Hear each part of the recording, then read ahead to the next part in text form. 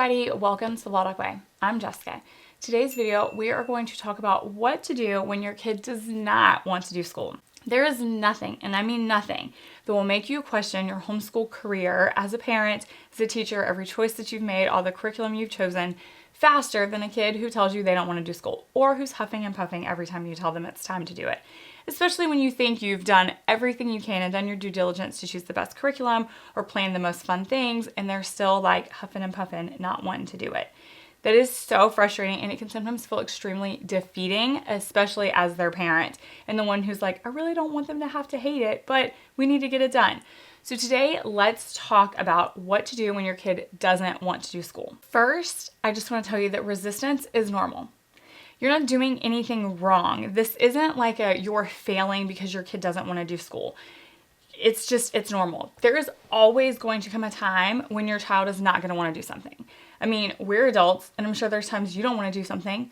I love my job. I love filming videos for you guys. I love making products for you guys. It is literally like my dream come true. But that doesn't mean that sometimes I don't go, oh, I really don't want to do this today. Because there are times when I don't want to do it. I just am not in the mood, or I'm tired, or maybe I'm sick. Like, life happens. We're human. So first, I need you to know that resistance from your kid is normal because they're human, just like you.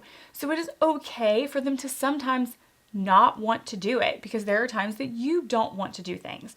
It doesn't mean that I don't like my job anymore. It doesn't mean that you're failing as a homeschool parent. It simply means you're homeschooling a kid who's human. So it's absolutely normal for resistance to be part of it. So now that we know that resistance is normal, let's talk about why they might be resisting. If the reason they're resisting is burnout, then it's time to pivot. At least that's my opinion. And pivoting is something that we get to do when we're homeschooling. So let's say, for example, Emily is frustrated and doesn't want to homeschool. And it's actual burnout, right? Like, I know that it is not just, I don't want to do this. It's not just simple resistance. It's burnout resistance, or it's frustration, or it's like actually like there's a reason for it, right? She didn't get enough sleep. Okay, then maybe I'm not going to choose the hardest things for us to do today. I'm going to choose things that I know she can do when she doesn't have enough sleep. She's coming down with a cold. Okay, then again, I'm going to choose easier things. So like those would be the days that we would maybe just read aloud, right? I wouldn't make her do like a math lesson with a math worksheet because that's not something she's strong at. She struggles with that on a good day.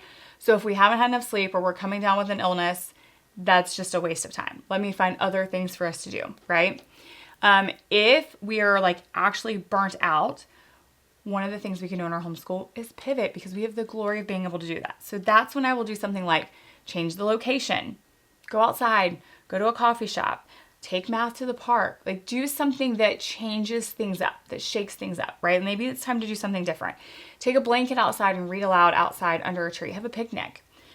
Maybe you could change the order of the subjects. So sometimes I'll be like, okay, look, here's the list. Here's everything we need to get done.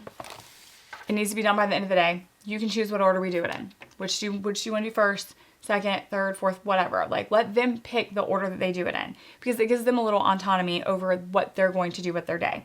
So that may help. Start with something that they love. So for Emily, if she's like, oh, and I know that she's burnt out, I'm not going to be like, let's just get math over with. Let's start with something she loves, right? Let's play a game first.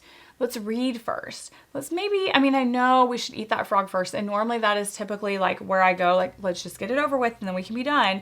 But sometimes if burnout is actually happening, we need that dopamine hit, right? We need something fun. We need to build that momentum to the thing that they dislike. And so that is a way that we can kind of flip things on its head as well. You can even change things up. Swap the worksheet for a game. So if you're doing like addition drills, instead of doing that, let's play a game of dice and roll and add, right? Let's play a card game. Let's do something that still has the same skills and subjects, but in a much more fun way. Instead of that, we can maybe use a writing prompt instead of a formal assignment. Like for example, if I know I want Emily to write today and she's not in the mood, maybe I could just be like, hey, you know what you've been really into lately is Minecraft, so why don't you research or write me something Minecraft based, or You know, for example, you're reading Percy Jackson, you're learning about Greek mythology.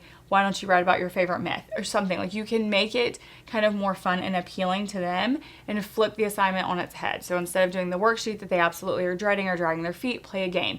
Instead of doing a boring writing assignment, flip it on their head and make it interesting to them. These are all ways that we can pivot. You don't have to cling to the format that you were going to originally do when they're dragging their feet or they're huffing and puffing. You can pivot and make it more fun or more interesting or more appealing to them with just some of these little simple change-ups. Make the curriculum or the assignments work for you and your child instead of just, this is what it is, I don't care that you don't want to do it, we're just doing it, right? Because let's be honest, nobody really wants to be told that. And sometimes we can prevent the hard times and the frustration and the huffs and puffs, and we can change it, we can pivot a little bit, we can use that freedom that homeschool gives us, and we can still get the things that we actually need to get done. We can still do those math facts, we can still have the writing assignment, we can still learn what we need to learn. We just need to do it a little bit differently. Now, here's the thing I think doesn't get talked about a lot, so I'm going to be the one to talk about it. I did not do this hardly at all when Emily was in like elementary school, because I truly believe like 4th, 5th grade and under, if they don't want to do school, there's a way that you can shake things up and you can kind of change their opinion, right? If they don't want to do the math worksheet, you can play a game. If they're not enjoying, sitting still, you can jump up and down, you can go outside. I really truly think that up until that point, for the most part, you can shake things up and you can pivot. However, I think as we enter into the middle school years, as we transition, as hormones rage, as emotions become bigger, I think there is sometimes a point where you have to push through. And I'm not saying we push through in like I don't care what you feel or what you think, we're doing this anyway. I think we do it in a place of like, we know they're not burnt out. We know they're not sick. We know they're not tired. So now what do? Now I think we evaluate the fact that we know we are raising young adults. And unfortunately, with that, means that we need to start instilling discipline in them. So some days we have to show up because we need to show up whether we want to or not. And I also think as kids get older, they become easier to be able to be honest with. So I will simply tell Emily, listen, I love you and I get it. I know you do not feel like doing this today. There are times I don't feel like doing things, right? Do you really think I wanted to get dressed and go in 50-degree weather, which is really cold for me here in Florida, to jury duty for 3 days? No, that was not my idea of fun. I didn't want to do it, but I did it because it was what was required of me. Doing math is what's required of you. I need you to get it done. What can we do to make it a little less miserable or a little more bearable, right? I'm all about that. What can I do to make it more bearable? Can I sit beside you? Can we break it up into like 10-minute increments? Can you have a candy bar while you do it? Like, what can we do to make it more bearable? Because I'm all about that, right? But at the end of the day, sometimes it's about discipline. Sometimes we just have to push through and we just have to say, this has to get done. So how do we get that? Like, how do we get it done, right? So for me, when I went to jury duty, the way we made it more bearable is my husband is amazing and he started my car and he put my seat warmers on for me. I DoorDash lunch to the courthouse. Like, there was all these little things that made it more bearable and easier for me, right? And I told her that. I'm like, okay, so how can we do this for math? Or how can we do this for whatever needs to be done today? How do we make it more bearable? We don't have to be harsh or angry or judgy or just be like, you're just going to do this because I said so. I don't think that's going to end well. It's definitely not going to help your relationship, which, let's be honest, at the end of the day is probably the thing that's the most important to us if we're homeschooling our kids.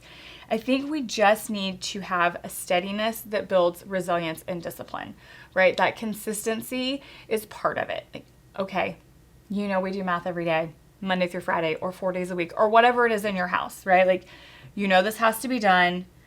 If we always take the hard thing away and we quit doing math, you're not going to learn to handle hard things. And you have to grow up to be able to do hard things. You need to know math. Like, sometimes I think at this age, you actually can start to reason with your kids. And I don't mean reason with them like you're negotiating, but I mean like just saying, like, look, the cold, hard, honest truth is math is a non-negotiable. It has to get done. Or for example, reading, like, look, you have to be able to read. Reading isn't everything in life. You're going to be reading for the rest of your life. You can pick what you want to read. You can pick any book you want. You don't have to read the assigned books I give you, but I need you to read at least 10 minutes every day. However that looks to you. Is it a magazine? Is it a comic book? Is it a graphic novel? Is it a novel? Whatever. But you have to read 10 minutes a day. Like, there are still ways that we can pivot and we can change things up, right? Example, read whatever you want. You need to write a research paper, research something that appeals to you at least. You need to write a paper that has an opinion. Okay, fine. Give me an opinion that means something to you, something you're passionate about. You can still try to pivot somewhat. But I think at this point, we push through and we're honest and we have that wonderful dialogue and conversation with the older kids that we know they're capable of. And we just tell them, it has to happen. It's got to get done. You don't have to love it, but you have to do it. So let's find a way to make it more bearable for you. Now, sometimes it can be hard to decide which it is. Is this a time that it is burnout and I need to pivot? Or is this a time when this is a discipline issue and I need to push through? So that can sometimes be really hard to distinguish. And if you continue to pivot when it's not burnout, you can obviously hurt your homeschool. And if you continue to push through when it is burnout, you're probably going to hurt your relationship with your child. So some of the questions that I ask myself when these moments arise are, has this been happening for days or is it just today? Like, is this been an ongoing constant issue or is this just a today issue? Are they emotionally exhausted? Like, is Emily emotionally exhausted, emotionally, physically exhausted, or is she simply bored? Have we overloaded the schedule? Are we overextended? Are we overstimulated? Are we overwhelmed? Or, again, are we just bored? And did we get enough sleep and how do we feel well? Like, how is our physical health going? These are things that helped me figure out, is it burnout? If I know she didn't get enough sleep, if I know her schedule has been overloaded, for example, we had a really, really busy weekend and now Mondays are her days when she has a lot of things outside of the house. It's the day most of her activities are on. So if we had a really, really crazy weekend and then she had all of her activities on Monday and she's really kind of pushing really hard on Tuesday, like I just am dragging her feet. She's dragging her feet. She's huffing and puffing. Sometimes I will say, okay, look, we'll skip this today because I know that she's had 3 days of just being like super overwhelmed and busy and she's maybe not like physically tired, but she's emotionally tired, right? So, okay, we're just going to skip this today, but just for today. And then the next day we're going to go right back to things, right? If I know she's coming down with something, if she's sick, if I know it's that time of the month, I know sometimes the first day can be really rough on her. Sometimes I'll give her a little bit of leniency there. If this is just happening today, but if this is something that is happening over and over and over, if this is becoming the norm, if we are not emotionally tired and we're just bored, if we just simply don't want to do it, those are the times that I'm like, okay, you're not overwhelmed. We don't need to adjust. It's just a random Tuesday slump and we need to build this muscle of pushing through. And so in that case, we're just going to push through. How can I make this more bearable for you? What can make this easier? Can I sit next to you? You want me to read things aloud? You want me to do the writing for you? Because there's still times I have no problem doing that. If you do all the work and you know the answer, I have no problem being the one who writes it down.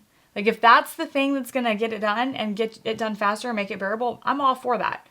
If you want to type your story instead of handwriting it, if you want, to read aloud to me because somehow that makes your reading more enjoyable, I'm all for it.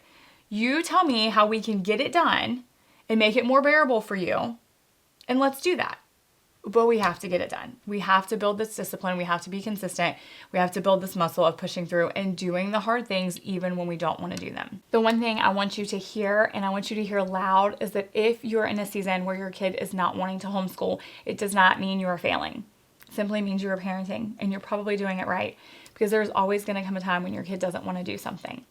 Homeschooling is also not about eliminating all of the hard days. Can you eliminate most of them? Absolutely.